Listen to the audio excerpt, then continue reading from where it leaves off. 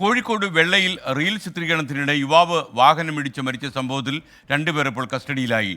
തലക്കുളത്തൂർ സ്വദേശി മുഹമ്മദ് റഗീസ്, മഞ്ചേരി സ്വദേശി സാബിദ് റഹ്മാൻ എന്നിവരെയാണ് പോലീസ് കസ്റ്റഡിയിലെടുത്തത്.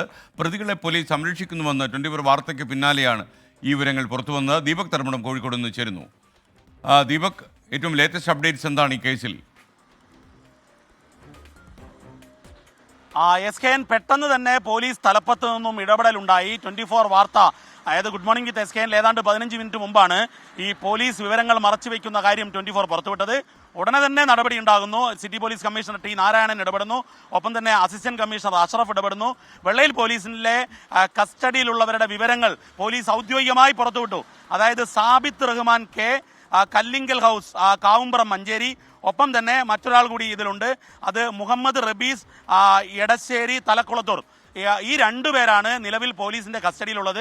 SKN ഈ കേസിൽ അടിമുടി ദുരൂഹതയാണ്. കാരണം ഈ കേസിൽ ആദ്യം ഇടിച്ച വണ്ടി, രണ്ട് വണ്ടിയും ഈ മരണത്തിന് കാരണമായി എന്നുള്ളതാണ് വസ്തുത. ഇതിൽ ആദ്യം ഇടിച്ച വണ്ടി അന്തർ സംസ്ഥാന വണ്ടിയാണ്, ഇൻഷുറൻസ് ഇല്ലാത്ത വണ്ടിയാണ്. ഈ വണ്ടിയെ രക്ഷിക്കാൻ, ഈ വണ്ടിയും വണ്ടി ഓടിച്ച ആളെയും രക്ഷിക്കാൻ വേണ്ടിയുള്ള ഒരു നടപടി ഈ കേസിൽ ഉണ്ടായി എന്നുള്ളത് വസ്തുതയാണ്. അതിൽ പോലീസ് തലപ്പത്തു നിന്നല്ല, ഈ സ്റ്റേഷൻ തലത്തിൽ ചില ഇടപെടലുകൾ പ്രതികൾക്ക് വേണ്ടി ഉണ്ടായിട്ടുണ്ട് എന്നുള്ളതാണ്. കാരണം ഈ പ്രതികളെ കാണാൻ വേണ്ടി ഈ വാഹന കമ്പനിയുടെ ഉടമസ്ഥർ, കാരണം ഈ ആഡംബര വാഹന വിൽപ്പനയും അതുപോലെ തന്നെ വാടകയ്ക്ക് നൽകുകയും ചെയ്യുന്ന ഒരു കമ്പനിയാണിത്.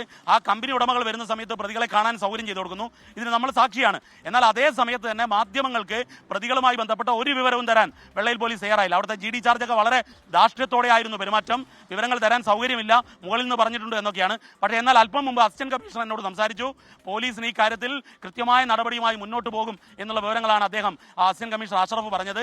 സിറ്റി പോലീസ് കമ്മീഷണർ ടി നാരായണനും ഈ കേസിൽ ഇടപെട്ട് കഴിഞ്ഞു. കാരണം നിയമപരമായ നടപടി ഉറപ്പാക്കണമെന്ന നിർദ്ദേശം അദ്ദേഹം നൽകിയിട്ടുണ്ട് എന്നുള്ളതാണ്. പക്ഷേ വെള്ളയിൽ സ്റ്റേഷനിലെ ചിലർ പ്രതികൾക്ക് വേണ്ടി ഇടപെടുന്നു, അല്ലെങ്കിൽ ഒത്താശ ചെയ്തു കൊടുക്കുന്നു എന്നുള്ളതാണ് നമുക്ക് വിവരം ലഭിച്ചത്. SKN കാരണം ഈ കേസിലെ മരണത്തിൽ ശരിക്കും ഇതൊരു വാഹനത്തിന്റെ അപകടം എന്ന് പറയുന്നതിനേക്കാൾ അപ്പുറത്തേക്ക് ഒരു കൊലപാതകമാണ്. കാരണം ആ കൊലയ്ക്ക് കാരണമായത് 2 വാഹനങ്ങളാണ്. ഈ 2 വാഹനവും ഓടിച്ചവർക്കെതിരെയുള്ള നിയമ നടപടി ഉറപ്പാക്കേണ്ടതാണ്.